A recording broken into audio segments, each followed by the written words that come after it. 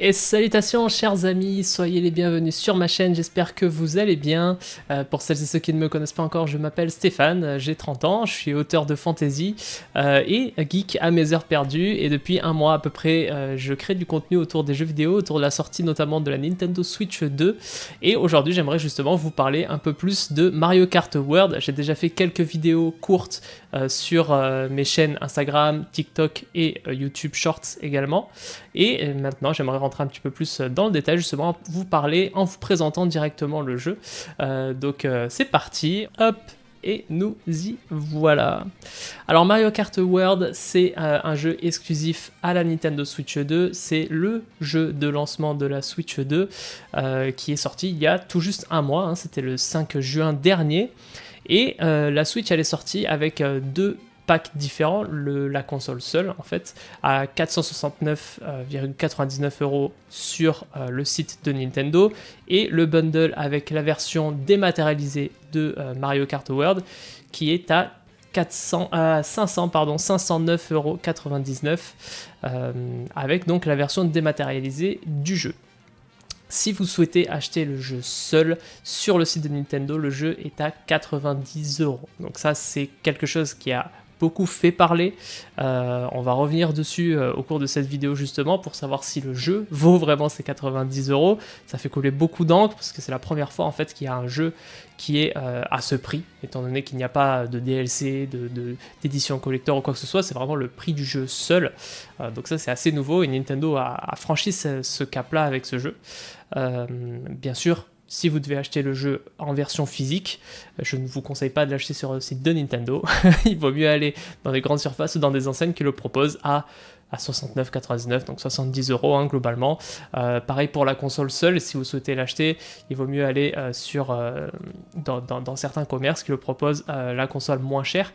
Pour ma part, je me suis procuré la version seule, donc le pack de la Switch 2 seule, à 440€, quelque chose comme ça, et j'ai pris le jeu physique à 70€, comme ça au moins pour l'équivalent du bundle dématérialisé conseillé par Nintendo. Et ben j'ai le jeu physique pour le même prix à 2-3€ près quoi. Donc du coup voilà.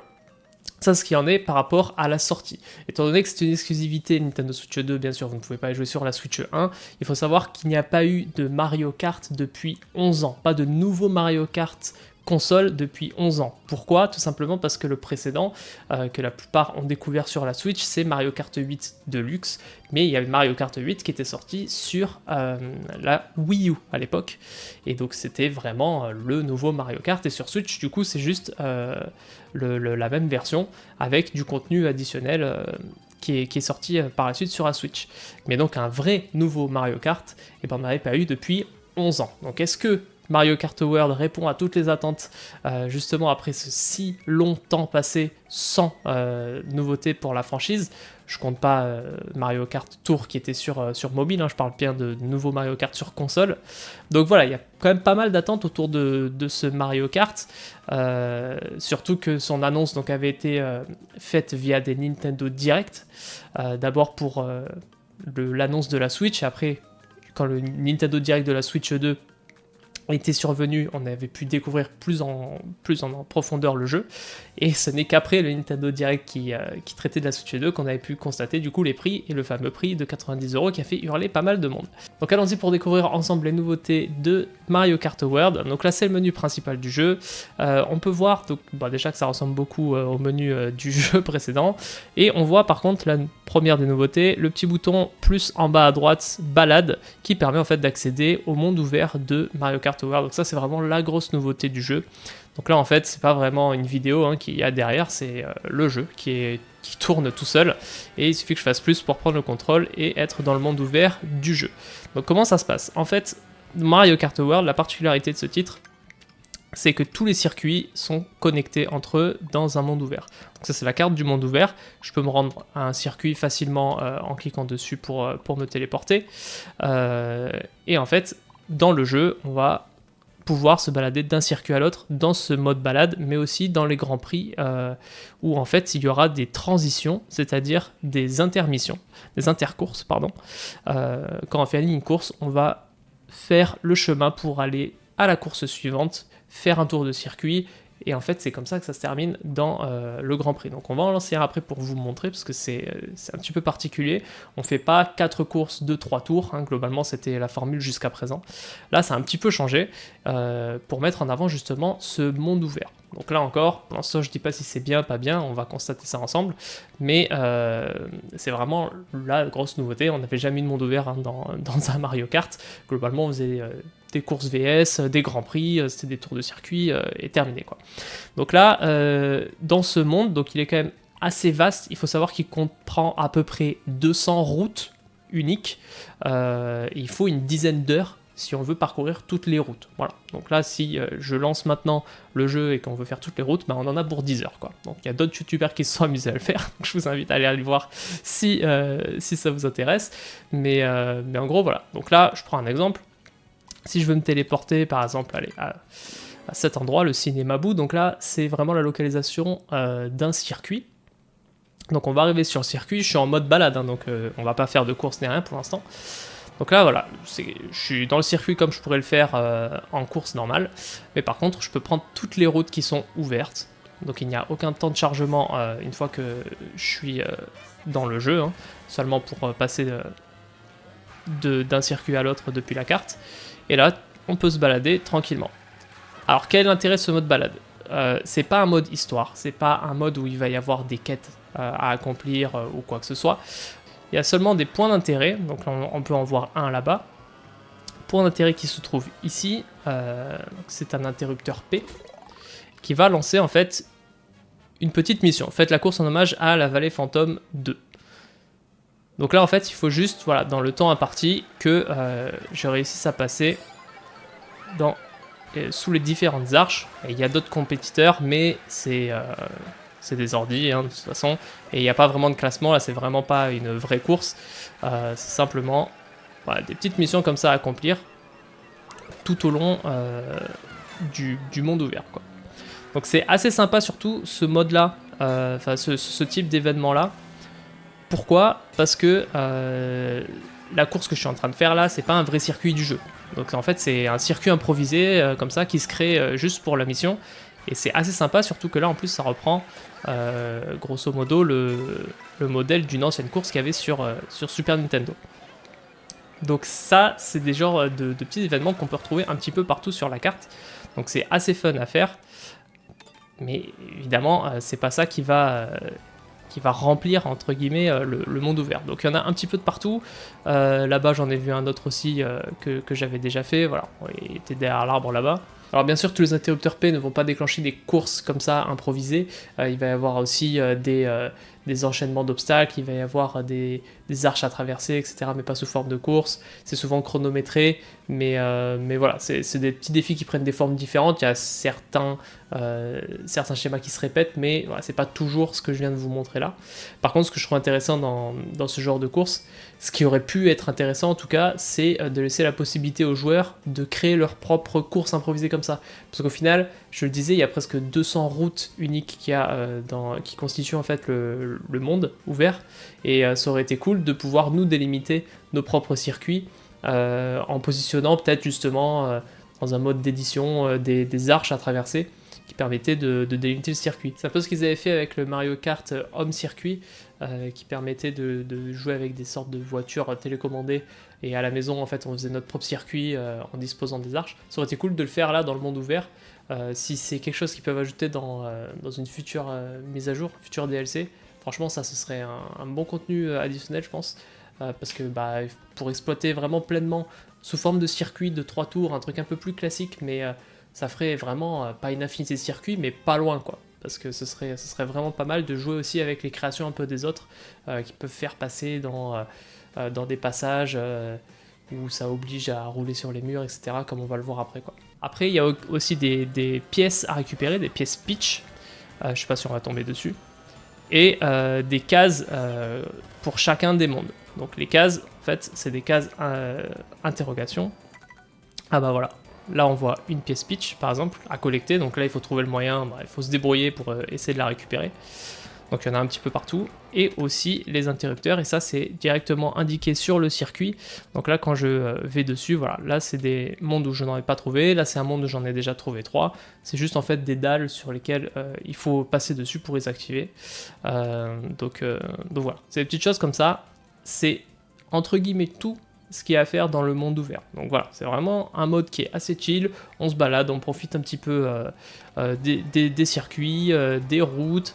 Honnêtement, le monde ouvert, il est très beau. Je vais essayer de sortir de cette zone qui est un petit peu glauque, mais sinon, le monde ouvert, il est vraiment très sympa. On passe d'une région à l'autre, c'est très agréable.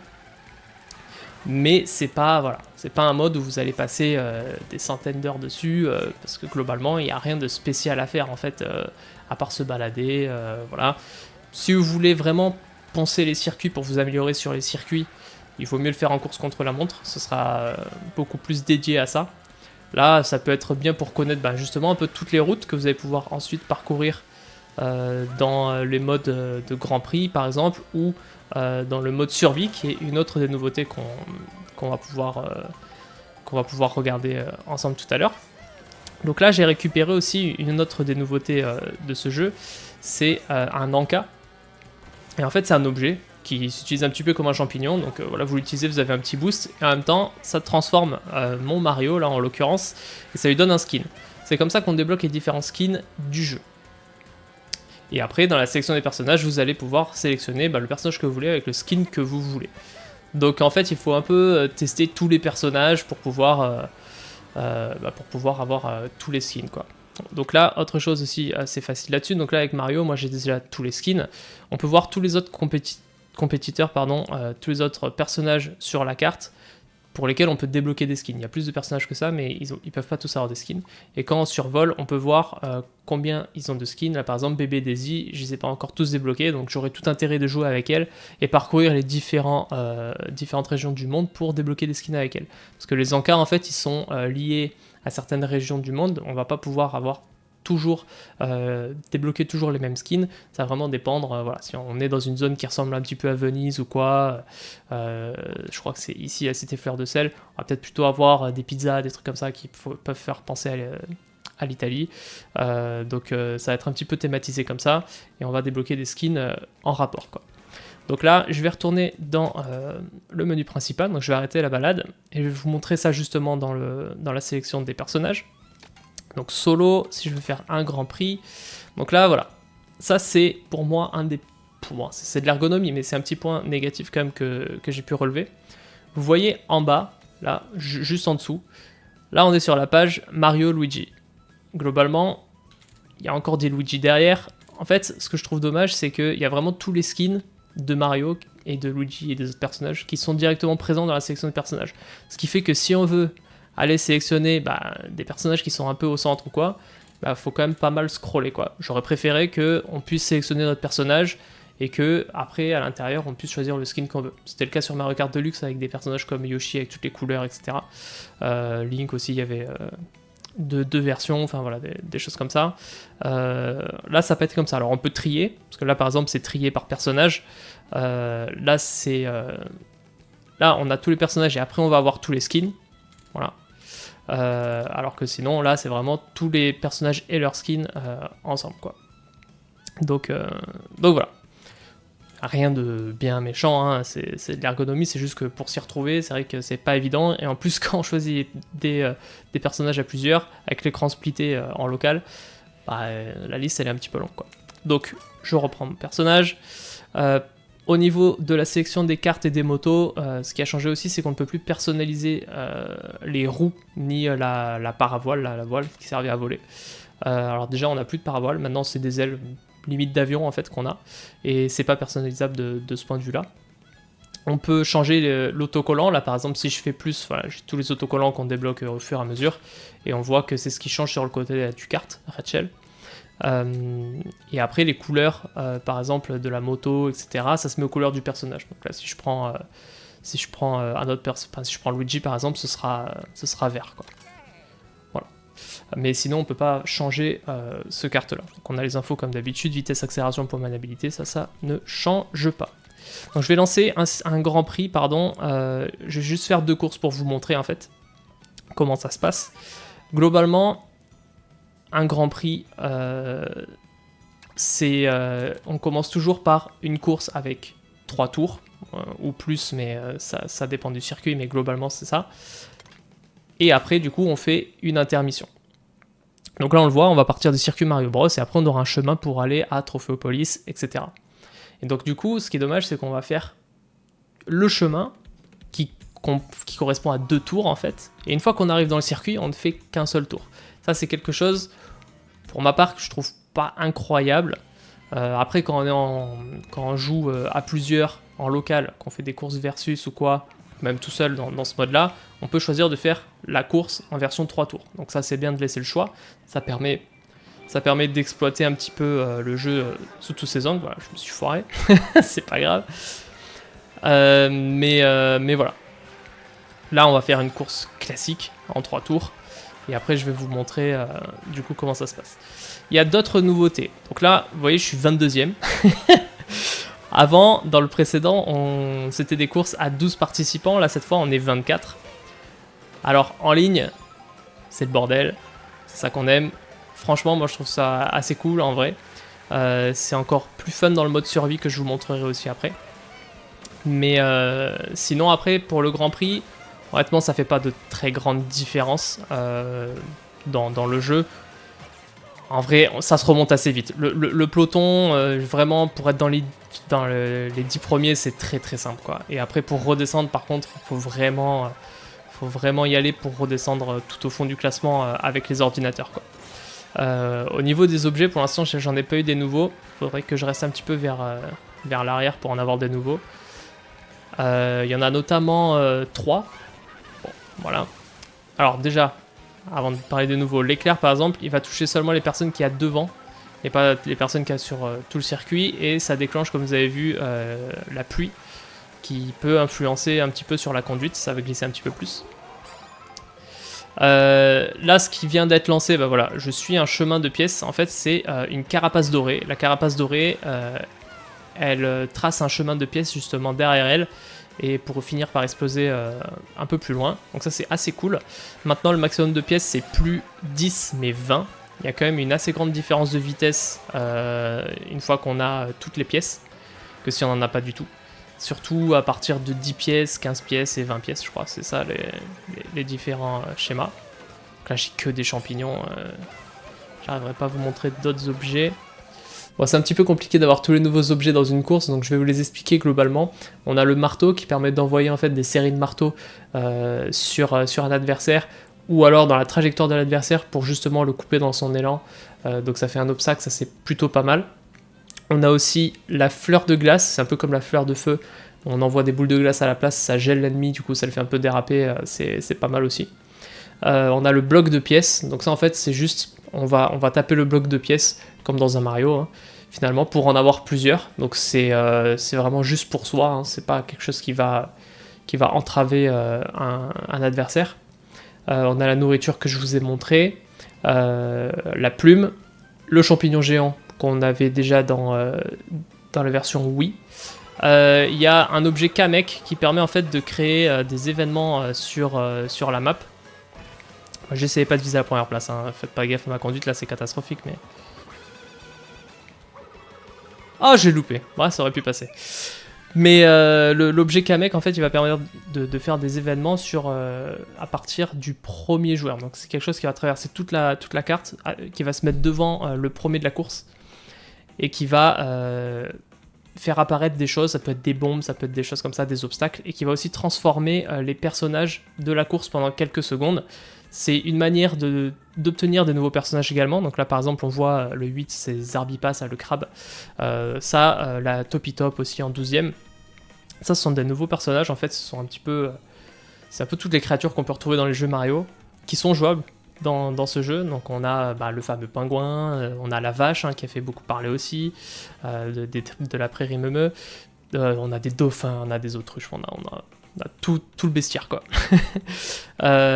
Et du coup, Kamek, il va permettre d'obtenir ces personnages-là. Pareil que les Ankha, ça va dépendre des régions du monde, ça aura plus de chances de faire apparaître telle ou telle créature. Et c'est que comme ça qu'on peut débloquer ce genre de personnage en plus. Donc c'est un objet c'est assez aléatoire, hein. Il faut juste jouer quoi, pour pouvoir les avoir. Donc là c'est le début de la deuxième course. Donc on a vu aussi une des nouveautés, c'est les démarrages. Enfin, on est déjà en train d'avancer quand on fait le démarrage, c'est pas un démarrage arrêté. Et là, on est donc sur une transition. Et bah, de toute façon, les images parlent d'elles-mêmes. On est sur des grosses lignes droites.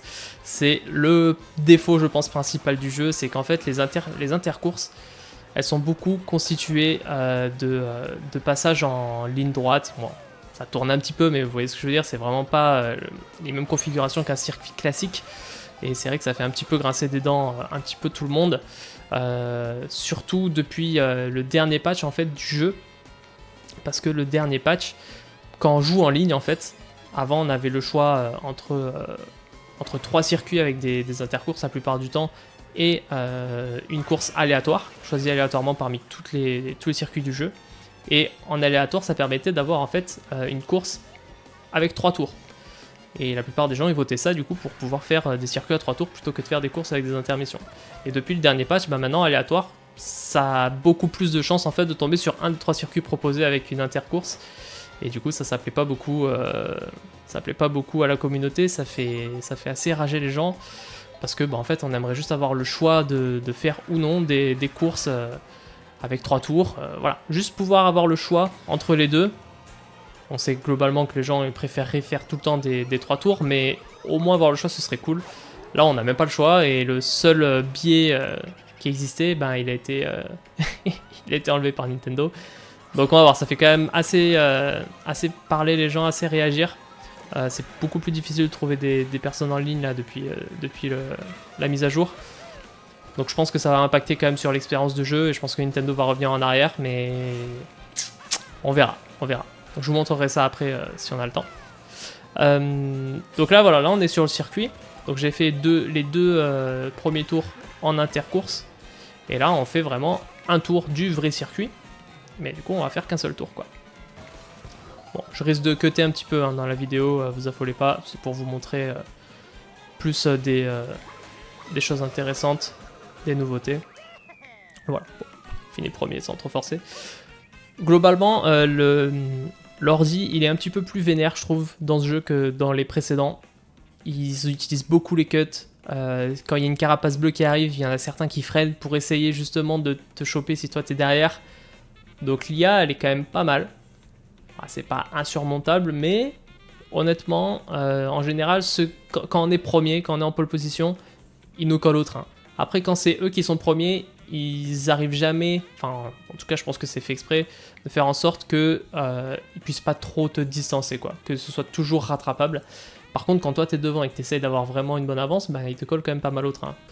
Donc pour un joueur casu hein, on va dire. Hein. Donc non franchement l'IA ils ont fait un bel effort dessus. Tout à l'heure on a pu voir aussi à la sélection du Grand Prix qu'il n'y a pas de mode 200cc. C'est quelque chose qui peut-être, très probablement hein, de toute façon, arrivera dans des futures mises à jour. Mais pour l'instant, en tout cas, c'est pas le cas quoi. On n'a pas encore le mode CC. Je vais revenir en mode balade juste pour vous montrer 2-3 petites nouvelles mécaniques qui existent aussi. Maintenant, en plus du dérapage, quand on est en ligne droite, on peut rester appuyé sur la touche du dérapage pour faire un saut chargé. Et ce saut chargé là, en fait, il va permettre, par exemple, de passer au-dessus d'une voiture, mais aussi de pouvoir aller sur les murs. Et ça, c'est aussi une des nouveautés qu'il y a dans ce jeu, c'est qu'on peut rouler sur les murs. Hop. Et ça donne des petits boosts à chaque fois qu'on rebondit sur des éléments du décor. La plume, qui permet de sauter, justement de se retrouver sur des murs ou quoi. On peut grinder, comme vous pouvez le voir, sur des zones comme ça. Donc il y a pas mal de circuits qui vont utiliser ça. Globalement, les circuits sont très très bien pensés. Parce qu'il y a énormément de chemins, énormément de cuts à prendre. Voilà, il y a vraiment beaucoup de choses. Là, je suis pas vraiment sur un circuit, hein, mais c'est vrai qu'on peut vraiment poncer les circuits pour connaître tous les chemins, essayer d'optimiser tous les cuts, etc. Toujours un petit peu plus dur à faire en jeu une fois qu'on est avec 23 autres participants qui veulent nous défoncer à coups de carapace, mais en tout cas contre la montre ça permet de vraiment essayer de trouver le chemin pour optimiser au mieux le jeu quoi. Donc juste 2 secondes pour quand même regarder un petit peu le jeu. Globalement le jeu il est magnifique, il est ultra fluide, ça tourne super bien. Bon là je vais être en 30 fps pour cette vidéo, mais le jeu il peut aller jusqu'à 120 fps. Le jeu il est magnifique, franchement. Même s'il n'y a pas grand chose à faire dans le mode balade, c'est toujours agréable de se balader, de faire des photos, c'est entrecoupé de petites missions. Moi je trouve que ce mode il est quand même plutôt sympa. C'est pas incroyable, mais c'est quand même plutôt cool. Et vraiment globalement le jeu il est très très cool quoi. Voilà, ça je savais même pas ce que ça faisait. mais ouais, le jeu est très très beau, très très fluide. On sent que quand Nintendo ils sortent un jeu, globalement, ils arrivent à le sortir vraiment avec des finitions qui sont au niveau des attentes, quoi. Il peut pas y avoir de déception. Franchement, à ce niveau-là, la direction artistique et tout ça, c'est très très beau. Pour revenir sur les circuits, moi j'étais un peu... Bon, c'est pas une déception, mais en fait, parmi tous les circuits, il y en a énormément qui étaient déjà présents dans d'anciens jeux. Donc par exemple la montagne Choco on connaissait, Stade Wario on connaissait, le bateau volant on connaissait, bon, Château de Bowser c'est un nouveau.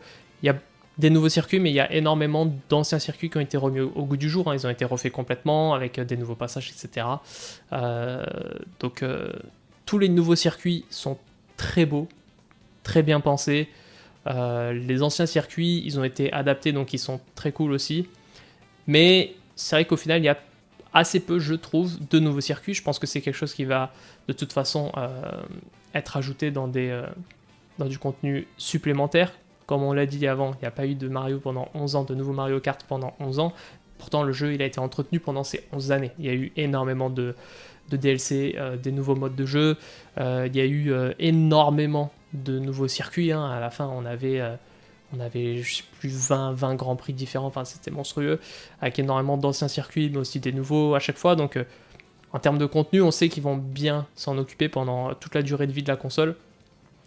Ça sera certainement le seul Mario Kart de la Switch 2, hein, donc pendant les 7, entre 6 et 8 ans en général, les prochaines années, on va être tranquille je pense en termes de contenu, donc il n'y a pas de souci.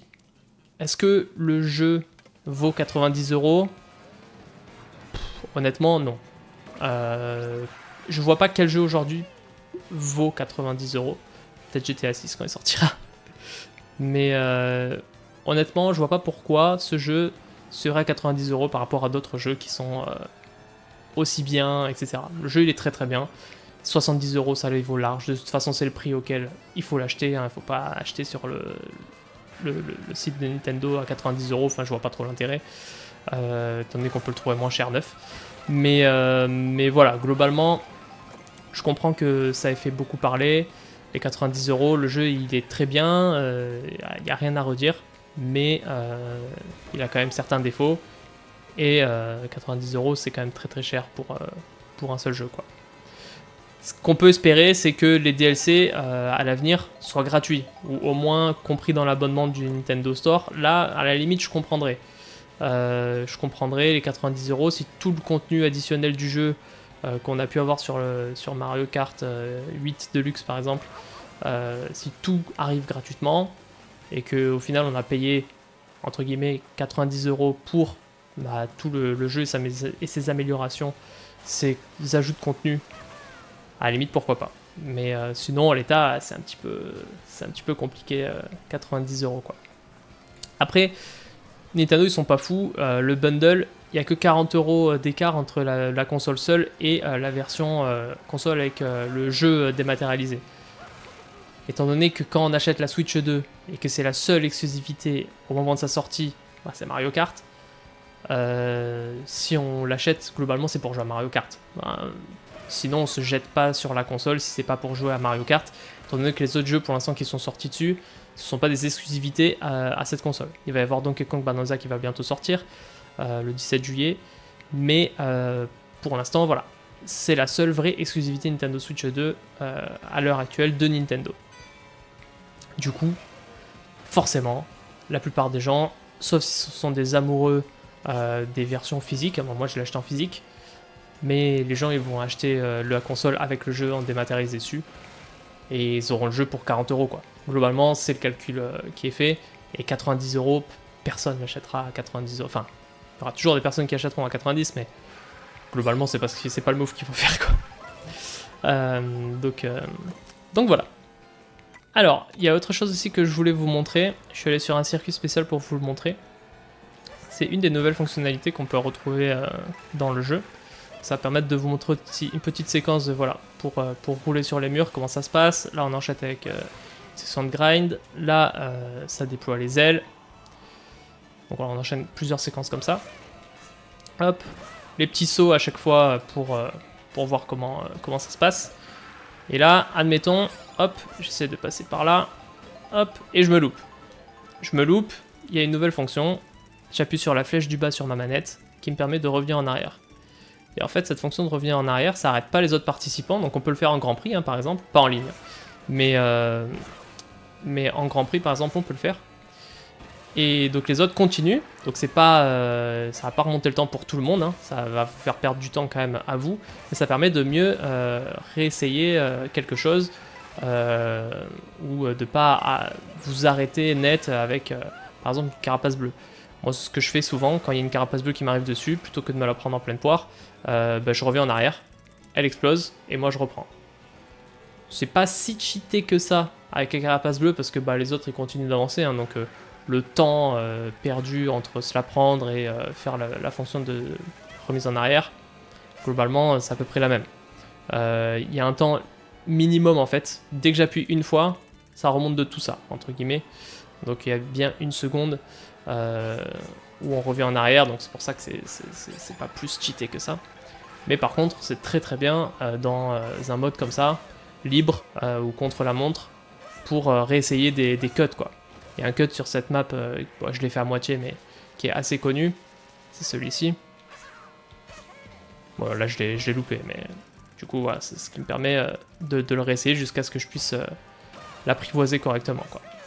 Hop, hop, hop. Voilà, j'ai encore loupé.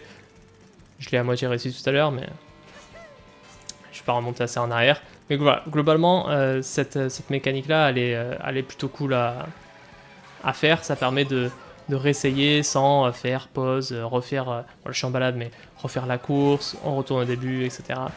Donc ça permet d'optimiser au mieux ces trajectoires et de voir les cuts, comment ça fonctionne. Donc ça c'est plutôt pas mal quoi. Donc alors je vais arrêter la balade, on va aller dans le mode survie, une autre des nouveautés du jeu. Et après on aura fait quand même un assez bon tour du jeu. Donc le mode survie, hop, je vais prendre Mascas. Avec le petit bloops. Donc admettons, bon on va faire, on va aller là-dessus par exemple, 150. Donc le mode survie en fait, ça va nous faire aller de circuit en circuit, mais on va pas faire de tour de circuit. Là c'est quasiment que des routes en fait, ce qu'on appelle des intercourses. La particularité de ce mode, c'est qu'en fait, ça va être une sorte de battle royale, dans le sens où à chaque passage de tronçon à un autre, il va y avoir 4 joueurs d'éliminés. Donc on commence à 24, il faut être dans le top 20 pour passer à l'étape suivante, après au top 16, après top 12, etc. Jusqu'à la fin où on fait un tour de circuit et on n'est plus que 4, il faut essayer d'être premier quoi. Donc c'est assez fun, surtout en ligne. Honnêtement en ligne, les gens ils sont tous comme des fous, c'est la guerre, c'est trop bien. Franchement c'est un mode qui est très très bien et le fait qu'on soit dans des intercourses, même si il y a quand même pas mal de lignes droites, c'est pas grave parce que on s'envoie des carapaces, des bombes de partout, tout le monde est vraiment les uns contre les autres tout le temps, donc c'est très fun et ça reste très très dynamique quand même comme mode de jeu.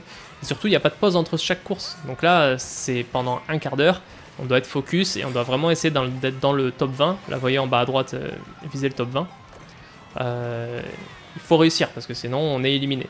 Donc c'est très fun et c'est assez stressant parce que parfois ça se joue à rien, hein. Vous connaissez Mario Kart, il suffit d'une carapace parfois et après on enchaîne quoi. Donc ça c'est Ah, un des objets que je voulais vous montrer, c'est le retour. On l'avait sur Wii. C'est le méga champi hein, qui permet de devenir énorme et d'écraser un petit peu tout le monde. Ça, c'est assez cool. J'aimerais bien qu'il y ait un Kamek pour vous montrer un petit peu l'objet, à quoi il ressemble, mais pour l'instant, on n'en a pas eu, quoi. On n'en a pas eu. Bon, je suis 5ème, il me donne une carapace bleue. Après, les objets dans le jeu, ils sont quand même assez bien équilibrés, je trouve, selon la position à laquelle on est dans le classement. J'ai loupé le truc. Mais ouais, c'est plutôt bien équilibré quand même. On a souvent les bons objets. Il y a encore, je trouve, beaucoup de champis. Mais ça reste quand même un objet qui est très efficace. Donc je comprends pourquoi ils en mettent souvent. C'est vraiment ce qui permet de revenir dans le classement en fait. C'est les champis. Parce que c'est ce qui permet de faire les cuts quoi. Donc ouais, globalement, voilà. Donc là, voilà, 2 sur 6. Donc moi, je suis arrivé dans le top 20. Donc là, il y en a 4 qui ont été éliminés. Maintenant, il faut rester dans le top 16. Donc voilà, c'est comme ça que ça se passe. On passe à travers les différents circuits du jeu. Mais on y passe un peu en coup de vent. Mais c'est un mode qui reste quand même assez fun. Surtout en ligne, hein, je vous avoue qu'en normal... Enfin, en normal. Tout seul, c'est pas... c'est marrant, mais c'est pas non plus le mode le plus apprécié tout seul. Globalement, de toute façon, Mario Kart, c'est pas un jeu, à part pour tryharder les circuits, c'est pas un jeu qu'on fait vraiment tout seul tout le temps. Le but, c'est de partager en famille, entre amis, donc là-dessus, c'est toujours aussi efficace. C'est très fun à prendre en main, qu'on soit habitué ou qu'on soit débutant, c'est très accessible. C'est-à-dire que c'est un jeu où, surtout celui-là, où il y a une énorme marge de progression avec justement les mécaniques de saut sur les murs, de grind, etc. Donc il y a énormément de choses, de passages et tout à découvrir dans le jeu. Si on veut s'améliorer, c'est énorme. Et aussi, si on est débutant, bah, il y a des modes qui vont permettre d'assister pour pas tomber, pour accélérer tout seul, etc. Donc ça, c'est assez cool. Il y a une des nouveautés aussi, bon, alors c'est pas évident à faire en jeu, mais le joystick droit, en fait, il permet de tourner la caméra. Et du coup, ça permet d'orienter le boomerang. Bon, après, tu vois plus où t'es. Je suis sorti de la course, mais on peut facilement, enfin facilement, pas facilement du coup, mais on peut orienter une carapace, par exemple. S'il y a quelqu'un à côté de soi, on peut le shooter comme ça. Hop. Voilà. Ça, il vaut mieux justement activer l'accélérateur automatique pour pouvoir lâcher le bouton avec la main droite et orienter le joystick, quoi. Sinon, c'est un petit peu chaud. Mais voilà. Donc du coup, ça reste toujours un jeu aussi fun à jouer. Il n'y a pas de souci. On espère juste qu'en mode en ligne, ils vont remettre justement la possibilité de choisir les circuits en 3 tours. Moi, c'est quelque chose même que j'aurais aimé pour le Grand Prix. C'est-à-dire que ça aurait été cool d'avoir une option au moment de la sélection du Grand Prix pour choisir entre des courses, des intercourses ou des courses à 3 tours. Classique. Ça permettait de faire les deux. Comme je disais, on peut le faire en mode versus. Hein, on peut choisir les courses les unes après les autres pour en profiter autrement. Donc ça, c'est cool. Mais pour l'instant, en ligne, on peut pas. Et ça, c'est dommage. J'espère qu'ils vont revenir dessus. Donc ça, c'est la carapace dorée que je vous ai montré tout à l'heure. Si on reste bien dans la traînée. Voilà, j'ai déjà 20 pièces, mais sinon, ça, c'est plutôt cool pour avoir toutes les pièces parce que sinon, c'est pas évident. Donc voilà. Bah écoutez, les amis, on a fait quand même pas mal le tour du jeu. Si vous avez des interrogations sur certains aspects du jeu, si vous avez des questions, si vous voulez que je vous montre un mode en particulier, là je vous ai pas montré tout ce qui est course VS, bataille, etc. Il n'y a rien de nouveau en fait par rapport à l'ancien Mario globalement, donc c'est pour ça que je ne vous les ai pas montrés. Mais si ça vous intéresse, si vous avez des questions ou quoi, n'hésitez pas à me demander dans les commentaires. Je vous invite également à aller regarder mes vidéos courtes qui sont disponibles sur mon Insta, sur TikTok et sur YouTube, sur ma chaîne YouTube aussi. Donc c'est des vidéos d'1 minute 30 que j'essaie de sortir assez régulièrement. J'en avais fait 3-4 sur Mario Kart, j'avais fait les points positifs les points négatifs, le bilan et justement par rapport au patch de la mise à jour. Je vais faire d'autres actus par rapport à d'autres sorties de Nintendo. J'ai commencé à parler du Welcome Tour. J'ai commencé aussi à parler du Donkey Kong Bonanza avec le Nintendo Direct qui lui était consacré, qui a l'air vraiment incroyable. Je vais faire un let's play sur Donkey Kong Bonanza aussi. Donc voilà, franchement, n'hésitez pas à mettre votre avis en commentaire sur le jeu si vous l'avez. Si vous avez des questions, n'hésitez pas non plus. Likez la vidéo, partagez, abonnez-vous. Je ferai bientôt des lives sur Twitch également. Donc je vais tout vous mettre en description pour que vous puissiez me retrouver sur les autres réseaux. Merci de m'avoir écouté, merci de m'avoir suivi tout au long de cette vidéo. J'espère que ça vous aura plu et je vous dis à très vite. Ciao ciao.